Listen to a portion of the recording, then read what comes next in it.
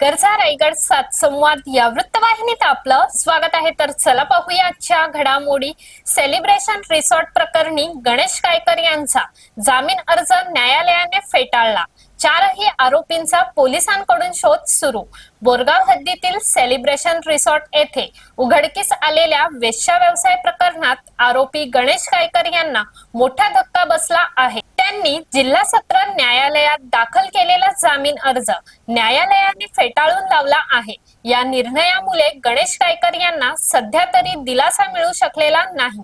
या प्रकरणाचे गांभीर्य लक्षात घेता सत्र न्यायालयाने जामीन देण्यास नकार दिल्याची माहिती समोर येत आहे। दरम्यान आता जामीन अर्ज मिळवण्यासाठी गणेश कायकर यांना पुढील कायदेशीर पर्याय म्हणून मुंबई उच्च न्यायालयाचा दरवाजा ठोठवावा लागणार आहे। त्यामुळे पुढील सुनावणीकडे सर्वांचे लक्ष लागले आहे। मात्र या प्रकरणी गणेश अण्णा, सुनील कुमार मेहता, गणेश सुरेश गायकर आणि एक आरोपीचे नाव पोलिसांनी गुप्त राखले असून चारही आरोपींचा शोध पोलीस घेत आहेत। या प्रकरणामुळे परिसरात खळबळ उडाली असून संबंधित रिसॉर्ट आणि त्या ठिकाणी चालणाऱ्या बेकायदेशीर कारवायांबाबत पोलिसांच्या कारवाईकडे नागरिकांचे लक्ष लागले आहे। तर अशाच अनेक ताज्या घडामोडी पाहण्यासाठी गरजा रायगड सात संवाद या वृत्तवाहिनीला सबस्क्राइब करून बेल आयकॉन वरती क्लिक करा। धन्यवाद।